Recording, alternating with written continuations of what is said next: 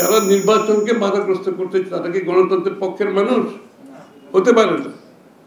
যারা নির্বাচন থেকে আজকে একটা দেশ 14 মাস চলতেছে একটি অনির্বাচিত সংসদের সরকারি একটি অনির্বাচিত সরকারের মাধ্যমে। আপনারা জানেন এই 14 মাসে অনির্বাচিত সরকারের চলাকালীন সময়ে বাংলাদেশের রাষ্ট্রের কোনো প্রতিষ্ঠান কাজ করছে না, কাজ করার কোথাও না। আমি তাদের দোষও দিচ্ছি না, কারণ গণতন্ত্র জনগণের সমর্থন ব্যতীত, জনগণের ব্যাকিং ছাড়া কোনো সরকার কাজ করতে পারে না। সুতরাং তারাও পারেনি, তাদেরকে আমি দোষারোপ করছি না। এই জন্য মানুষ এখন নির্বাচনের মাধ্যমে মুক্তি চায়। আপনি দেশের মানুষ সবগুলো তাদের সিদ্ধান্ত স্থগিত। কেন স্থগিত? আমরা নির্বাচনের পরে হবে, সেটা বিনিয়োগ হোক, ব্যবসা বাণিজ্য হোক, মানুষের পারিবারিক সিদ্ধান্ত পর্যন্ত আমি জানি ভাই নির্বাচনটা হয়ে যাক, তারপর আমরা এগুলো করব। সব কিছু স্থগিত, স্থবির। একটা দেশ কিভাবে চলতে পারে? এরপরে যারা বাধাগ্রস্ত করতে চায় নির্বাচনকে, যারা বিলম্বিত করতে চায়, তারা কি গণতন্ত্রের পক্ষের মানুষ? বিশ্বাস করা যায়? আসলে কি ওদের মনের মধ্যে গণতন্ত্র আছে, না অন্য কোনো উদ্দেশ্য নিয়ে তারা রাজনীতিতে নেমেছে এই দলগুলো? হ্যাঁ, তো আমি বেশি কিছু বলবো না। আমাদের সংস্কার প্রস্তাব যেগুলো ফয়জুদ্দিন সাহেব দিয়েছেন, এগুলো নিবিড়ভাবে আমরা পরীক্ষা নিরীক্ষা করবো। এর মধ্যে কিছু কিছু আমি ঐক্যবোধ পোষণ করেছি ওনার সাথে, আমাদের কাজের সাথে মিলে যাচ্ছে, আর বাকিগুলো আমরা আলাপ আলোচনা করব।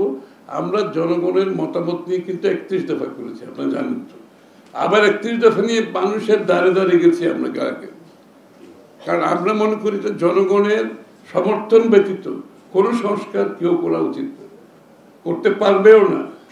ঢাকায় বসে যারা টেবিলের চারদিকে বসে আলাপ আলোচনা করে তাদের নিজেদের মতো সংস্কার করতে চায়, যেখানে জনগণের কোনো মতামত নাই। একমাত্র জনগণের মতামত হচ্ছে নির্বাচনে জিতে সংসদে পাস করা।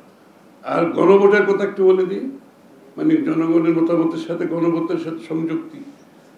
গণভোট হচ্ছে, গণভোট এখন যারা সরকারে অন্তর্বর্তীকালীন সরকার আছে, তারা বর্তমান সংবিধানকে মেনে নিয়ে সংবিধানের স্পিরিটে পরিপ্রেক্ষিতে তারা সরকার গঠন করছে।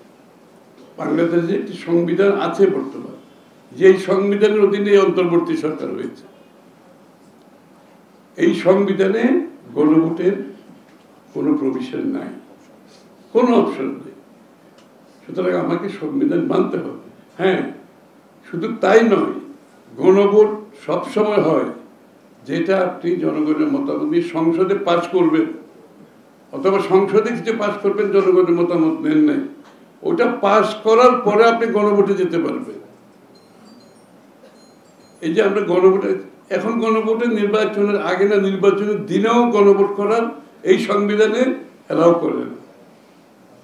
তারপরও বিএনপি অত্যন্ত কি বলবো, আমাদের খুব একটা আমরা খুব উদার হয়ে শুধুমাত্র একটা, যাতে দেশে সহনশীল একটা রাজনীতি থাকে, দেশে একটা পরস্পরের প্রতি সম্মানবোধ থাকে, যাতে দেশের মধ্যে কোনো বিশৃঙ্খলা সৃষ্টি না হয়, দেশের মধ্যে সাংঘর্ষিক কিছু না হয়, আমরা সব কিছু মাথায় রেখে উদার হয়ে তাও নির্বাচনের দিন রাজি হয়েছি।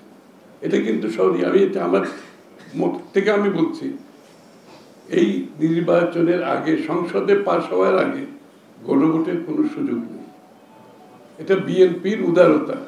ওনাদের নির্বাচনের দিনও রাজি হয়েছে, এটা বিএনপির উদারতা।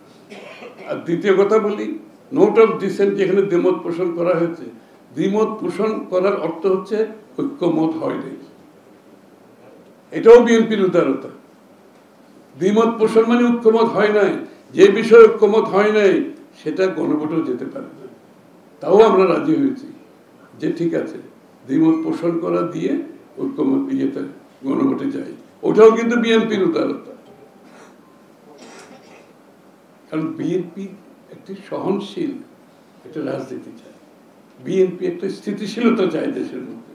বিএনপি আপনার অপরের সাথে দ্বিমত পোষণ করেও আমরা তাদের প্রতি সম্মান জানাতে চাই। এই যে সিদ্ধান্তগুলো নিয়েছি আমরা, কিন্তু দ্বিমত পোষণ করেও তাও এক জায়গায় আসছি, শুধুমাত্র আমরা গণতান্ত্রিক স্পিরিটটা রাখতে চাই। বাংলাদেশের রাজনৈতিক সংস্কৃতিতে পরিবর্তন আনতে চাই আমরা। ওই আগের সংস্কৃতি দিয়ে সাংঘর্ষিক রাজনৈতিক রাস্তায় গিয়ে আপনার মহাবক্রেসির মাধ্যমে চাপ সৃষ্টি করে জোর করে সিদ্ধান্ত গ্রহণ থেকে আমরা দূরে থাকছি। আমরা চাই বাংলাদেশের জনগণ সিদ্ধান্ত নেবে। আমরা সবাই জনগণের কাছে যাব, আমরা ম্যান্ডেট দেওয়ার চেষ্টা করব। জনগণ যে ম্যান্ডেট দেবে সেটাই, সেই দিকেই বাংলাদেশ চলবে। আমার বিএনপির ইচ্ছাও চলবে না, অন্য কোনো দলের ইচ্ছাও চলবে না। জনগণের ম্যান্ডেট দিয়ে দেশ চালাতে হবে। সেই গণতন্ত্রের জন্য আমরা গত 17 বছর যুদ্ধ করেছি। নতুনভাবে আবার অন্য কোনো দিকে যাওয়া